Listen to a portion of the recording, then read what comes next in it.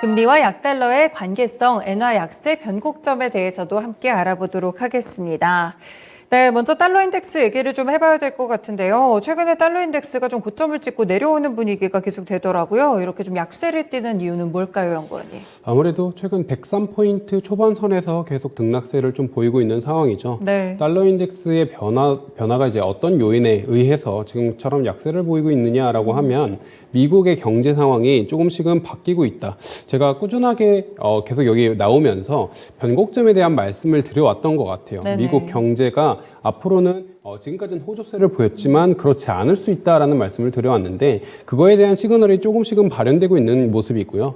대표적으로는 연체율이라든지 뭐 자동차 할부율이라든지 여러 가지에 대한 어떤 지표들이 둔화가 되고 있는 모양새고 네. 어제 같은 경우에는 이제 신규 주택 매매 같은 것이 사실 좀 더 YY 기준으로는 좋지 않게 모습을 보였죠. 그쵸, 아무래도 네. 주택에 대한 수요가 점차 줄어들고 있다라는 거고 그다음에 평균 신규 주택 가격 지수를 좀 보자면 그 가격에 대한 하락폭은 사실 상당폭 컸어요. 아무래도 이제 5년 내 최고치다 뭐 이런 식으로 얘기를 하고 있는 상황이기 때문에 네. 이제 이러한 모습 속에서는 아무래도 미국의 경기에 대한 하이어 포 롱거가 가능할 것이냐. 왜냐하면 경기가 좋아야 고금리 상황을 버틸 만한 체력이 있다라고 저희가 흔히 얘기를 하거든요. 네. 근데 지금은 그러지 못하는 상황이다라고 말씀을 드릴 수가 있고요. 한편으로는 또 최근 들어서는 10월에 어떤 CPI 같은 것들이 저희가 한번 검토를 해보자라고 하면 상당폭 많이 내려왔어요. 3.2%까지 좀 내려온 상황이고요.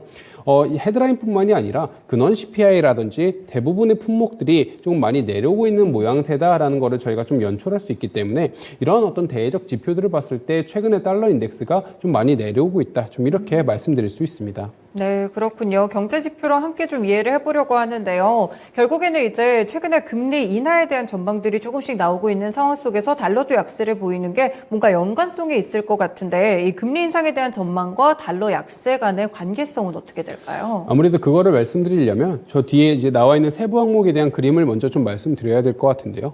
최근에 이제 10월 정도에 이제 수치를 보자면 3.2% 저기에 파란색 봉이 대부분을 차지하고 있잖아요. 네네. 저기 이제 에너지 서비스 제외 서비스라는 건데 저게 뭐냐라고 하면 흔히 쉽게 말씀드리면 주거비예요. 아, 네. 주거비와 이제 렌트비 이런 것들이 저기에 주로 담겨 있는데 주거비가 지금의 상승폭을 아직까지는 견인하고 있다라는 거고요. 네. 근데 저희가 흔히 알고 있지만 이 주거비에 대한 선행 지수로서 역할을 하는 것이 진로우 렌트 인덱스입니다. 아무래도 이후에 CPI 내에 있는 렌트에 대한 가격이 어떻게 움직일 것이냐를 선행성 1년 정도를 이제 선행해서 움직이는 지표인데 네. 그 진로우 렌트 인덱스는 상당히 많이 떨어진 상황이죠. 그거를 시장 참여자분들도 알고 있어요. 그럼 이후에 저렇게 이제 지금의 물가 상승을 이끌고 있는 에너지 서비스 제휴 서비스가 점차적으로 하락할 가능성이 높다라고 한다면 네. 물가에 대한 하락 압력이 높을 수 있고요. 더해서 최근에 미국의 경기 불안이 좀 여전하다라고 한다면 그러면 고금리 장기화가 과연 명분이 있냐. 아무래도 경기는 어려워지고 괜히 금리만 높아지는 것 아니냐라는 의사가 점차 이제 표현될 수 있는 상황이 오는 거고요. 네. 그런 상황 속에서 당연히 미 국채에 대한 금리 수준도 상당히 5%까지 찍었었잖아요. 너무 금리 수준이 오버슈팅했다라는 인식이 다시 한번 유입될 수가 있고 네. 그러면 금리가 다 재차 내려올 수가 있는 상황이죠. 이제 미국에 대한 국채 금리가 내려온다라고 하면 최근 들어서는 미 국채 금리와 달러에 대한 연동성이 좀 되어 가고 있는 상황이기 때문에 미 국채 금리는 아무래도 달러 금리 하락으로 좀 연결될 수가 있고요. 네. 또한 이제 질문 주신 거와 같이 그럼 금리 인하에 대한 얘기는 좀 어떻게 보고 있느냐라고 말씀 주셨잖아요. 네. 금리 인하에 대한 전망은 내년 6월 정도로 지금 페드워치를 통해서 개선되고 있는 상황입니다. 네. 페드워치는 옵션 시장 내에서 금리 인하에 대한 타이밍이 언제인가에 대한 확률 지표를 저희한테 공개를 해주는데 그럼 내년 6월이다라고 한다면 왜 내년 6월이냐? 이거를 어떤 걸 바탕으로 우리가 계산해 볼 수 있느냐? 뭐 이런 것도 저희가 좀 더 딥하게 들어갈 수 있거든요. 네. 이거를 좀 설명을 드리고자 하면 살짝 어려울 수 있는데 쉽게 말씀드려 보자면요.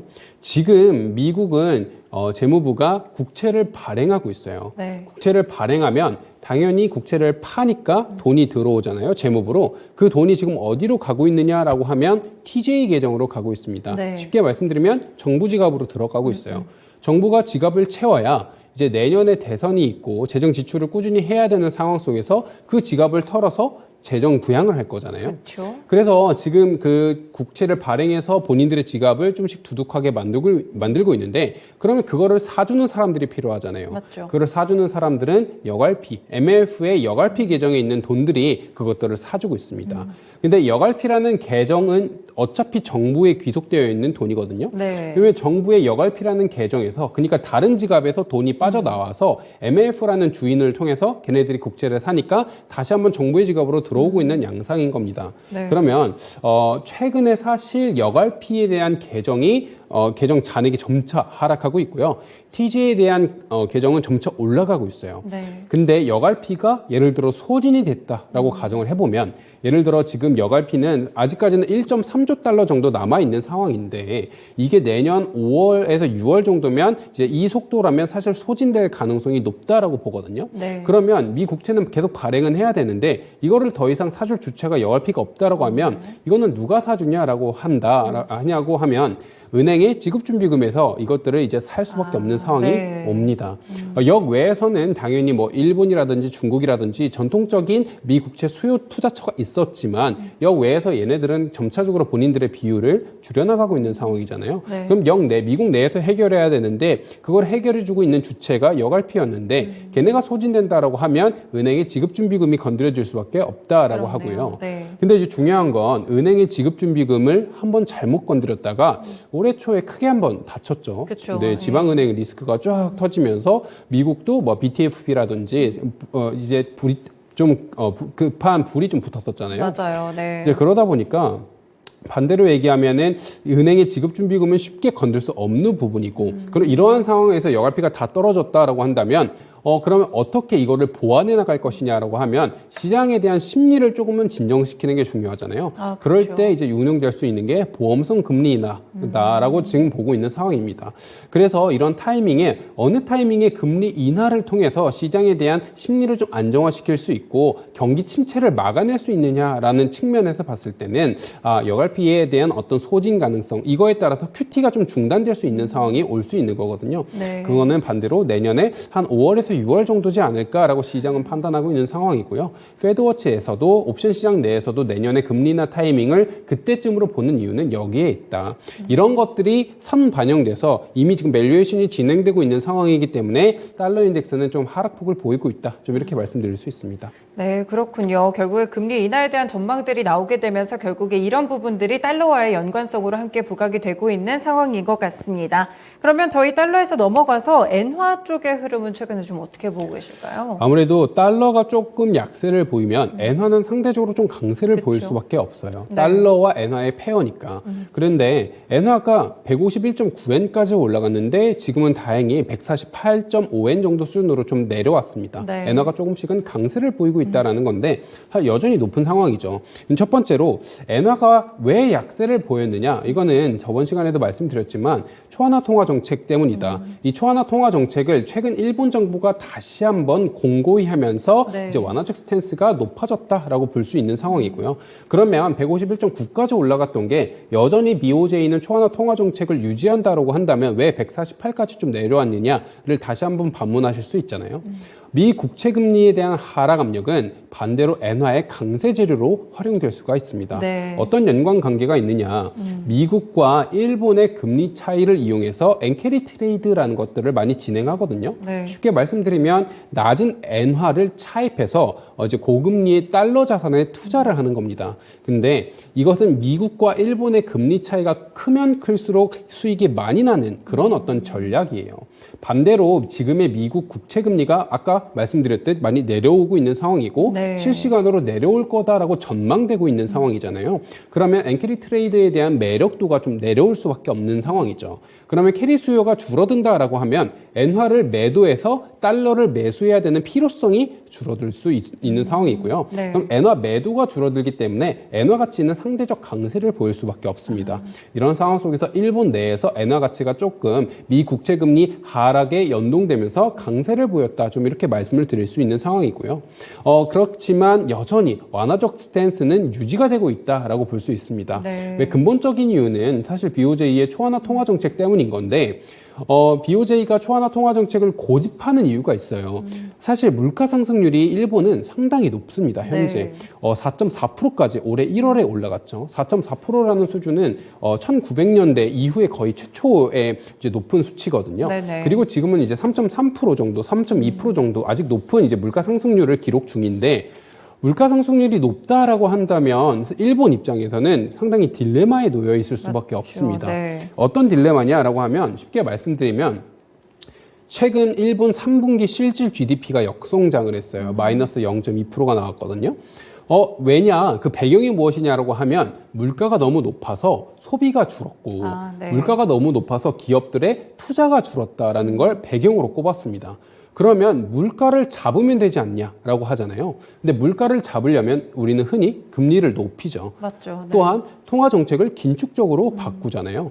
통화 정책을 긴축적으로 바꾼다는 건 시장 내에 있는 유동성을 흡수한다는 거고 경기 면에 있어서는 저성장 쪽으로 가고 있다라는 겁니다. 네. 지금의 일본 저성장 국면의 주요 원인 중에 하나가 물가 상승인데 이 물가 상승을 잡기 위해서는 금리를 높여야 되고 이거는 다시 한번 경기의 저성장 국면으로 다가갈 수 있는 거죠. BOJ는 이에 있어서 상당히 좀 딜레마적 상황에 그렇네요. 놓여 있는 거예요. 네. 그래서 지금 BOJ가 꾸준하게 얘기하고 있는 것 중에 하나가 인플레이션은 자연스럽게 내려올 거다라고 얘기를 하고 있는 상황이거든요. 또한 지금의 인플레이션을 우리는 성장 국면으로 이용할 거다라고 얘기를 하고 있습니다. 네. 이 두 개는 반대로 얘기하면 지금 우리가 당장 할 수 있는 거는 딱히 없어. 우선 스테이 하자. 스테이하고 이후에 인플레이션이 내려올 때까지 일단은 기다리자. 우리가 이 인플레이션을 인위적으로 잡으려고 금리를 높이게 된다면 오히려 저성장 국면으로 갈 수 있다라는 계산이 BOJ한테는 있는 거고요. 그거에 따라서 초안화 통화 정책을 꾸준하게 얘기할 수밖에 없는 상황입니다. 아까 말씀드렸듯이 일본의 물가 상승률은 4%대에서 3%대 여전히 높은 상황이에요. 근데 소비가 올라오려면 사실 임금이 높아져야 되고요. 그렇죠. 근데 여력이 생겨야 되거든요. 근데 일본 내에서의 아까 말씀드렸듯 실질 GDP 성장률은 역성장, 3분기 기준으로 역성장했고요. 임금 상승률을 보자면 아직까지 상당히 낮은 상황입니다. 네. 0.3%, 0.4% 상당히 아직까지 높지 않은 상황인데 이제 0.6%가 마지막 수치고 이제 최신 데이터를 계속 업데이트를 하면 내려가고 있는 상황이다라고 한다면 물가가 3%예요. 물가 성장률이. 근데 임금 상승률이 0.3%예요. 그러면 가처분 소득은 줄어들고 있다라는 거잖아요. 네네. 그럼 일본 입장에서는 더더욱 소비를 더 증진시켜야 되지 금리를 높일 수가 없는 상황이 놓여지게 됩니다.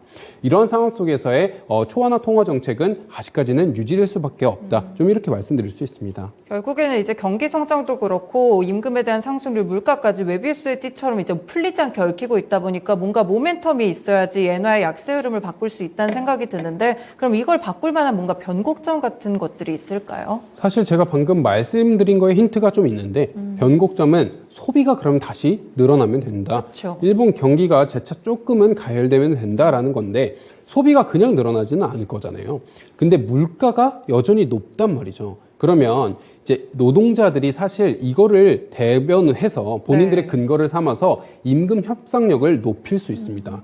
일본은 흔히 매년 봄에 임금 협상을 진행하고요. 네. 이제 춘계라고 해가지고 전국의 이제 노동협회에서 이제 본인들의 임금을 협상하는 그러한 시간을 가져요. 그래서 작년 같은 경우에는 이미 5%대의 물가 협상을 요구했고 최종적으로 3.5% 정도의 결과를 만들어냈습니다. 네. 그리고 올해 같은 경우에는 물가 상승률이 오히려 더 높아졌기 때문에 5%보다 더 높은 임금 인상을 요구할 거다라는 얘기가 나오고 있는 상황이고요. 그 목소리가 상당히 강하게 나오고 있는 상황이에요. 네. 일본은 자영업자 비율보다 근로자의 비율이 좀 더 높은 국가입니다. 그래서 임금 상승률이 조금 더 올라간다라고 한다면 물가 상승률보다는 내려올 수 있겠지만 그거에 준하는 임금 상승이 된다라고 한다면 소비는 확실히 긍정적인 효과를 받을 수가 있거든요. 네. 그래서 그 협상 결과가 우선 중요하다라는 말씀을 드리고요. 이게 내년 봄이기 때문에 한 차례의 어떤 모멘텀으로는 작용할 수 있을 거다. 그래서 우리가 이 추이를 잘 봐야 된다라는 말씀을 먼저 드리고요. 네. 그래서 임금 상승에 따른 실질적 소비에 대한 전가가 얼만큼 되는지를 저희가 그 부차적으로 확인을 해봐야 됩니다. 네. 왜냐하면 중국 같은 경우에는 유동성을 상당히 많이 풀었지만 이거를 저축에 많이 이용을 했고요.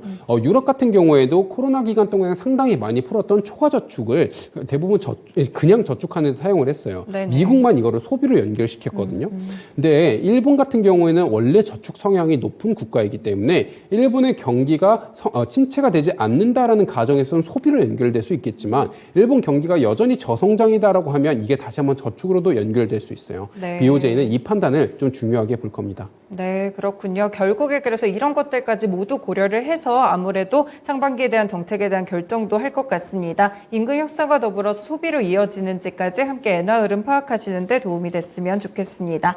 네, 일단 달러랑 엔화 관련해서 이제 이야기를 들어봤는데요. 그럼 최종적으로 원달러 환율에 대한 향방들은 좀 어떻게 돼갈까요? 우선 원달러 환율은 사실 최근에 달러 인덱스 하락과 좀 연동이 되겠죠. 그쵸, 103포인트까지 좀 내려왔는데 원달러 환율이라고 하는 것 자체가 사실 원화가 위험선호 통화이기 때문에 변동성을 좀 더 높게 받는 통화입니다. 네. 그래서 달러 인덱스가 하락 압력을 받는다라고 하면 그거에 따른 낙폭이 좀 더 커지는 게 원달러 환율이거든요.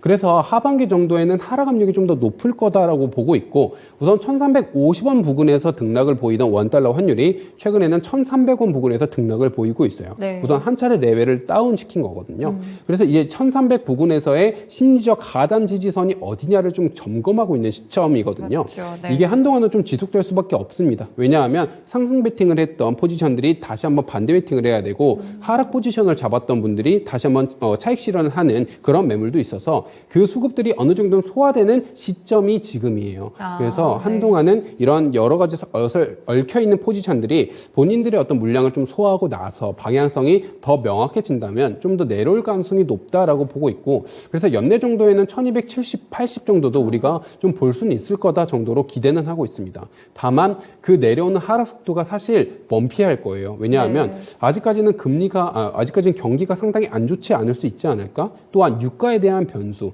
그리고 반대로 얘기하면 고물가가 여전히 지속될 수 있지 않을까? 여러 가지 뷰들이 아직까지는 잔존하고 있기 때문에 네. 하락 속도가 좀 제한적일 수는 있다. 이렇게 말씀드리고 있습니다. 네, 알겠습니다. 원달러 환율에 대한 전망들까지 함께 체크해봤습니다. 오늘 말씀 고맙습니다, 연구원님. 네, 감사합니다. 네, 이렇게 2부 쉬운 환율 읽어주기 시간은 NH선물의 김승혁 연구원님과 함께했습니다. 지금까지 다양한 투자 판단에 도움이 되는 말씀들 함께 전해드렸는데요. 특정 종목의 상승 하락을 보장하지는 않습니다. 토마토랜드 2.0 여기서 마치겠습니다. 남은 오후장도 투자 잘하시길 바라겠습니다. 고맙습니다.